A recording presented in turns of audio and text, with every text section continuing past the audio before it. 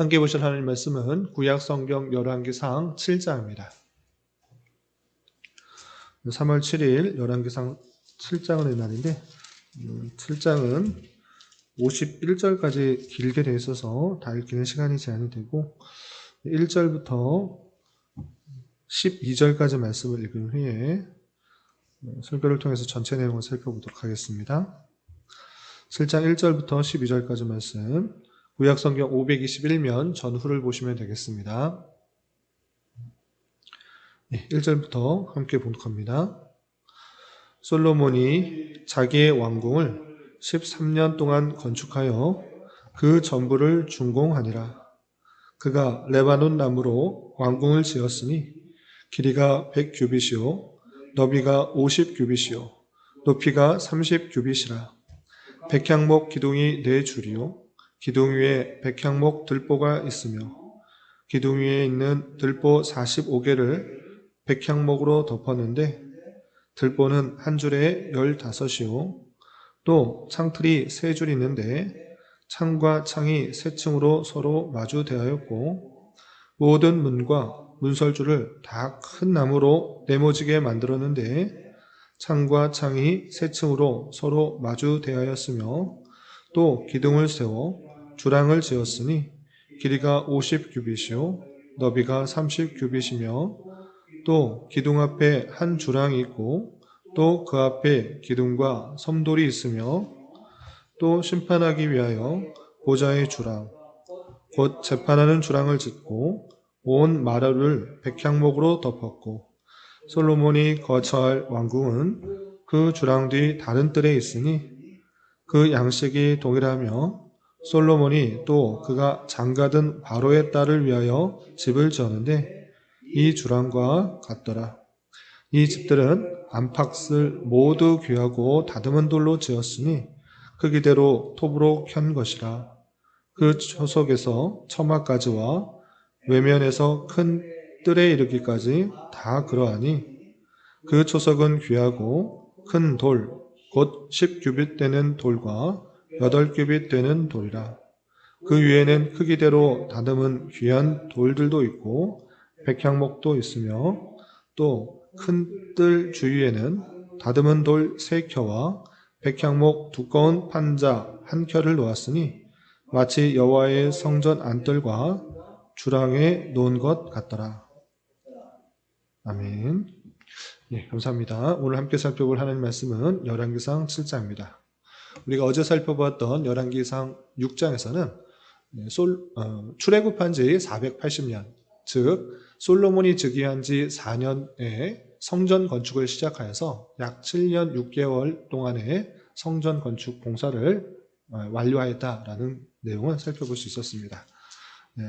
그 규모가 여기서 성전 건축에서 중요한 것은 그 안에 있는 자세한 내용들을 외우기보다 그 성전 건축할 때 마지막 표현과 같이 식양대로 건축하였다라고 강조하고 있는데 하나님께서 알려주신 그 양식대로 그대로 건축하고 있다라는 것을 우리는 그 말씀을 통해서 하나님의 말씀에 기준하여서 그 성전이 세워져야 되고 또 그 말씀에 순종하여서 행하는 것의 중요성들을 우리는 살펴보았습니다.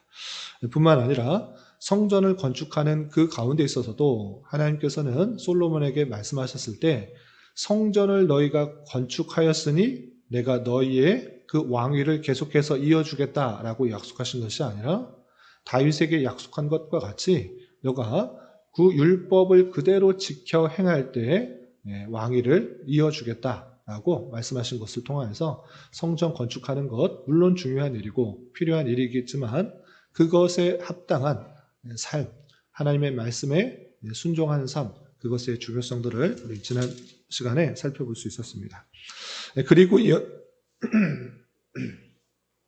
그리고 이어지는 7장에서는 두 가지 이야기가 나오는데 첫 번째 이야기는 우리가 읽은 것처럼 1절부터 12절까지 솔로몬이 자기 왕궁을 13년 동안 건축하였다라는 내용과 그리고 13절 이하 마지막 51절까지는 그 성전 안에 쓰이는 여러 가지 비품들을 만드는 장면이 나옵니다.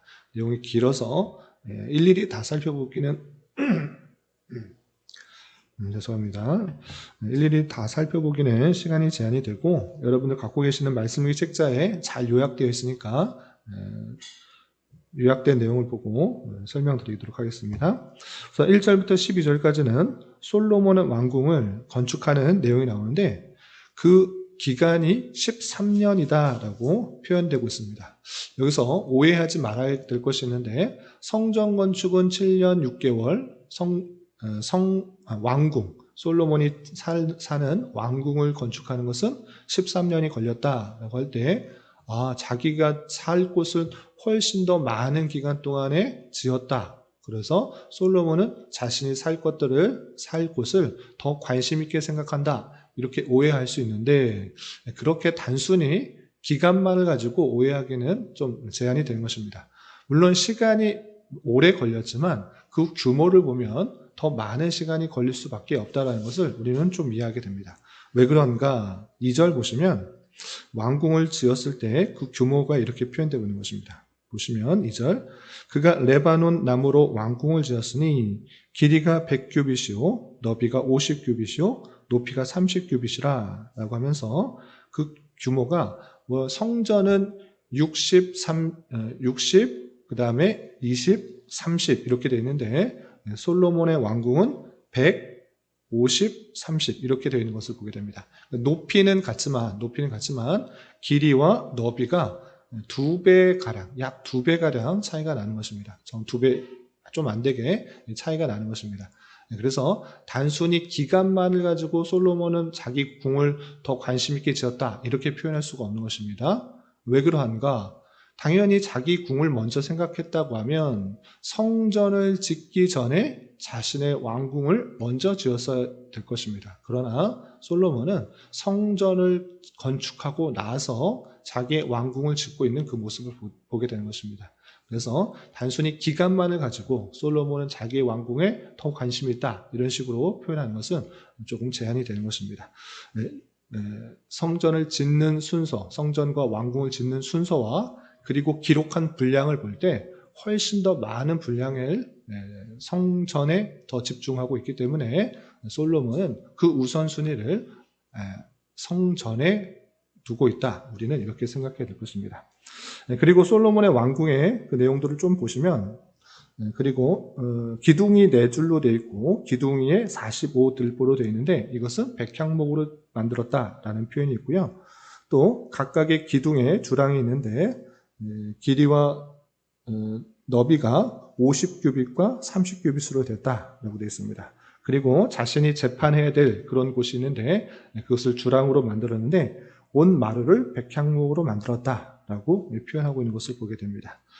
그리고 자신이 거할 왕궁뿐만 아니라 바로의 딸 자기의 아내를 위해서 또 집을 지었다라는 표현이 나오게 됩니다.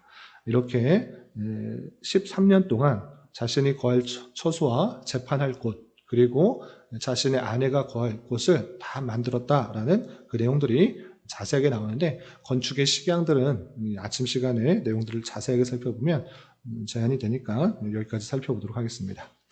그리고 이어지는 13절부터 51절까지는 솔로몬 성전의 내부에 필요한 여러 가지 물건들을 만드는데 어떤 것들이 있는가?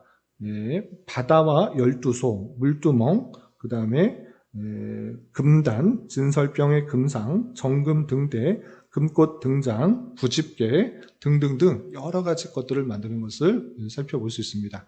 내용이 긴데 중요한 것 위주로 설명을 드리도록 하겠습니다. 첫 번째는 그 성전 내부에 필요한 여러 가지 비품들을 만드는 데 있어서 누구를 데려와서 하는가라고 할 때 이스라엘 사람이 아닌 이방 사람을 불러서 그 일들을 감당하는 것을 보게 됩니다. 그 내용이 13절, 14절에 이렇게 되어 있습니다. 13절, 14절 보시면 솔로몬 왕이 사람을 보내어 히람을 두로에서 데려오니 되어 있습니다. 그래서 히람을 두로에서 데려왔다. 두로 사람 히람 이렇게 생각해서 13절만 읽으면 두로 왕이었던 히람을 데려왔나? 이렇게 생각할 수 있는데 동명이인인 것입니다. 두로의 왕도 히람이고 여기서 나오는 히람은 기술자 히람입니다. 그래서 14절에 정확하게 이렇게 구별하여서 설명하고 있습니다. 14절 보시면 그는 히람은 납달리 지파의 과부의 아들이요 그의 아버지는 두로 사람이니 롯의 대장장이라. 이 히람은 모든 롯 일에 지혜와 총명과 재능을 구비한 자이더니 솔로몬 왕에게 와서 그 모든 공사를 하니라 라고 하면서 히람을 두로에서 데려와서 그 모든 롯 공사를 하는 대장장의 역할을 했다라고 구체적으로 이 일들을 하는 데 있어서 사람을 채용하여서 그 일들을 감당하도록 하는 것을 보게 됩니다. 롯으로 만드는 여러 가지 일들이 있기 때문에 롯의 전문가를 데려오는 것입니다. 그래서 지혜와 총명과 재능을 구비한 그 히람을 데리고 와서 다음과 같은 일들을 다 감당하였다라고 아주 구체적으로 설명하고 있는 것입니다. 첫 번째로 나오는 그 기물은 무엇인가 라고 할 때 15절입니다. 15절 보시면 녹기둥을 만들었으니 그 높이가 각각 18규빗이라 각각 12규빗 되는 줄을 두를만 하며 라고 하면서 녹기둥을 만들었는데 이 녹기둥은 어디에 있는 것인가 라고 할 때 성전 앞에 성전에 들어가기 전에 큰 두 기둥이 있는 것입니다. 9m나 정도 되는 높은 그 기둥을 양쪽에 두 개를 세우도록 했는데 이것에 이름도 있는 것입니다. 이름이 무엇이냐? 야긴과 보아스라고 되어 있습니다. 야긴과 보아스 뜻이 중요한데 야긴은 그가 세우신다 이고 보아스는 그 안에 힘이 있다라는 것입니다. 1차적으로 하나님께서 다윗 왕조에게 약속하신 그 내용들 하나님께서 세우시고 그 왕조를 힘있게 지킬 것이다 라는 그런 의미뿐만 아니라 성전을 통하여서 얻을 수 있는 그 놀라운 은혜들을 생각할 수 있도록 그 성전 입구 안에 두 개의 기둥을 이름을 지어서 세운 것을 우리는 살펴보게 되는 것입니다. 그리고 23절부터 26절까지는 바다와 12소를 짓도록 합니다. 이 바다가 무엇인가? 바다는 말 그대로 씨인 것입니다. 씨. 그러니까 물이 가득한 그 모습들을 마치 바다와 같다라고 표현해서 바다라고 이름을 지었습니다. 규모가 어떻게 되는가라고 할 때 직경이 10규빗이다 그렇습니다. 10규빗은 약 5m 정도 되는 그런 큰 원으로 되어 있는 물을 담아두는 곳, 그것을 마치 바다와 같다라고 해서 바다라고 이름을 지었던 것입니다. 그리고 그 바다를 받치는 12소가 있습니다. 12소가 있는데 그 12소를 25절에 보시면 셋은 북쪽으로 향하였고 셋은 서쪽으로 향하였고 셋은 남쪽으로 향하였고 셋은 동쪽으로 향하였다라고 하면서 그 물을 받치는 받침은 12소로 되어 있는데 세 소씩 나누어서 동서남북을 보도록 하고 있는 모습을 보게 됩니다. 왜 이렇게 하였는가라고 할 때 그 바다는 물을 담아두는 것인데 그 목적이 무엇인가? 뒤에 나오겠지만 물두멍에 담을 물을 담아두는 것입니다. 큰 물을 담아들어서 여기에 이 바다에 2000밭이라고 하는 수량의 물을 담아둘 수 있는데 2000밭은 환산을 하면 약 45톤입니다. 45톤이나 되는 그 물을 쭉 받아놨다가 무엇에 쓰는가? 10개의 물두멍을 만들도록 하는데 그 물두멍에 물을 받도록 하는 것입니다. 그 물두멍은 무엇 하는 것입니까? 제사장들이 제사를 드릴 때 손과 발을 씻는 용도로 물두멍들을 만들어 놓도록 한 것입니다. 그러니까 이 바다는 그 제사장이 씻을 수 있도록 하는 그런 물을 담아두는 것인데 그것을 예수 그리스도께서 하신 일과 생각해 보자면 예수 그리스도의 그 보혈의 피로 대속의 은혜로 씻김을 받아야만이 그 제사 안으로 성소 안으로 들어갈 수 있다는 것을 통해서 그 바다는 예수 그리스도의 대속 그리고 그의 의를 드러낸다라고 할 수 있겠습니다. 그리고 다른 동물이 아니라 소가 네 방향으로 12마리가 받치고 있는 것을 보게 되는데 여기서도 성경 해석자들이 또 다양한 해석들을 하는데 이방인의 푸습을 받았다라는 그런 견해도 있지만 성경에도 물론 소가 있기 때문에 이방인의 풍습을 받아서 소를 만들었다라기보다는 이 소가 상징하고 있는 것이 충성과 열심과 순종의 동물이기 때문에 12마리의 소라는 것은 하나님의 택하신 백성들이 그 놀라운 은혜를 섬기고 순종하고 있는 모습으로 생각하면 좋을 것입니다. 그래서 12소는 하나님의 택하신 백성들의 그 열심과 순종으로 하나님의 의를 드러내고 있는 그 모습으로 이해해야 될 것입니다. 그리고 27절부터 39절까지는 물두멍을 어떻게 만들었는지 설명하고 있습니다. 이 물두멍, 좀 전에도 설명드렸다시피 물을 담아놓는 항아리입니다. 그런데 성막일 때는 한 물두멍만 있었지만 성전으로 변했을 때는 그 규모가 크고 또 제사장들이 많이 오가기 때문에 10개의 물두멍을 만든 것을 보게 됩니다. 그래서 12물두멍을 만드는데 거기에 40밭을 담을 수 있는 그런 물두멍을 만들도록 하는 것입니다. 직경은 4규빗이었고 4규빗이면 2m 정도 되는 그런 물두멍인 것입니다. 그리고 40밭 정도 되는 수량을 담을 수가 있고 성전 좌편에 5개, 우편에 5개 이렇게 총 10개를 담아두도록 한 것입니다. 그런데 이 물두멍에 10개가 있는데 이것도 고정된 것이 아니라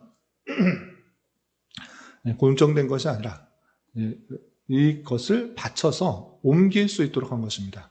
그래서 바다와 12소는 고정되어 있지만 물두멍은 옮겨 다니면서 씻을 수 있도록 했는데 그 물두멍, 10개의 물두멍을 받칠 수 있는 높받침 수레를 만들도록 했던 것입니다. 그래서 길이와 너비와 높이가 각각 4규빗, 4규빗, 3규빗 해서 그 노수로 그것들을 다 만들도록 했던 것을 보게 됩니다. 뿐만 아니라 40절부터 51절까지는 성전 안에 들어갈 수 있는 다양한 여러 가지 것들을 만드는 장면이 나오는데 어떤 것들이 있는가?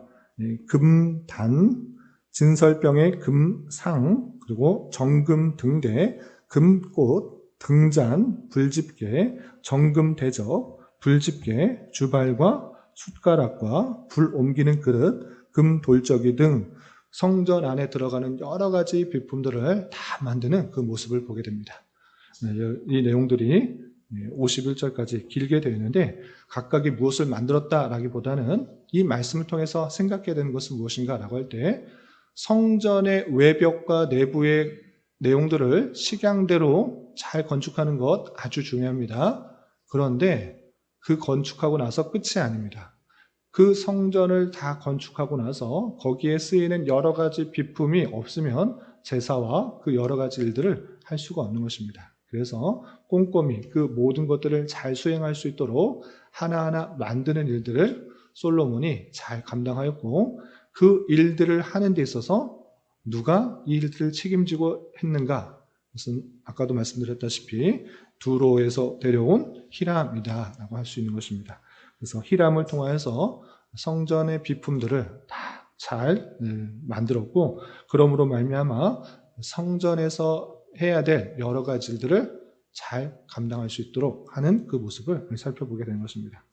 이 내용을 통해서 우리는 첫 번째로 우선순위를 잘 정하는 그런 모습을 가져야 될 것입니다. 솔로몬이 자신의 왕궁을 먼저 짓고 성전은 나중에 짓고 한 것이 아니라 성전을 먼저 짓고 그 다음에 자신의 왕궁을 지었을 뿐만 아니라 성전을 온전히 드리기 위해서 식양대로 또 하나님의 말씀에 순종하고 또 여러 기술자들을 데려와서 그 성전을 잘 지켰던 것처럼 성전을 먼저 세우는 일, 우선순위를 세우는 일들을 우리는 잘 생각해 봐야 될 것입니다. 내가 해야 될 일도 있고 내가 개인적으로 또 해야 될 일도 있고 또 주님의 나라를 위해서 또 해야 될 일들도 있는 것입니다. 그런데 그것에 있어서 우선순위가 어떻게 되어 있는지를 잘 생각해 보면서 하나님의 나라와 그 의를 구하고 하나님께서 원하시는 일들에 더욱더 힘쓰며 나가야 될 것입니다. 뿐만 아니라 두로에서 데려온 히람이 자신의 능력을 잘 발휘하여서 지혜와 총명과 재능을 잘 발휘하여서 여러 가지 놋 기구들을 만드는 것을 보게 됩니다. 이러한 것처럼 자신이 받은 재능을 정말 어디에 사용되고 있는가, 어디에 쓰고 있는가를 살펴봐야 될 것입니다. 하나님께서 각자에게 여러 가지 은사, 또 달란트, 기회를 주셨을진데 정말 하나님을 섬기는 일들을 위해서 쓰고 있는지 그것 또한 살펴봐야 될 것입니다. 하나님께서 이 일들을 위해서 나를 쓰신다라는 것이 참으로 기쁨과 감사가 되어야 될 것이고, 하나님께서 이것을 주신 것은 이런 일들을 하도록 하신 하나님의 놀라운 섭리가 있다는 사실들을 잊지 말며 살아가야 될 것입니다. 이런 말씀의 교훈에 따라 오늘 하루 남은 한평생 힘이 있게 살아갈 수 있는 저와 여러분이 되시기를 주님의 이름으로 부탁을 드립니다. 기도하겠습니다. 하나님 아버지 감사합니다. 오늘 말씀을 통하여 솔로몬이 자기 왕궁과 성전 내부의 시설들을 모두 마친 모습을 살펴볼 수 있었습니다.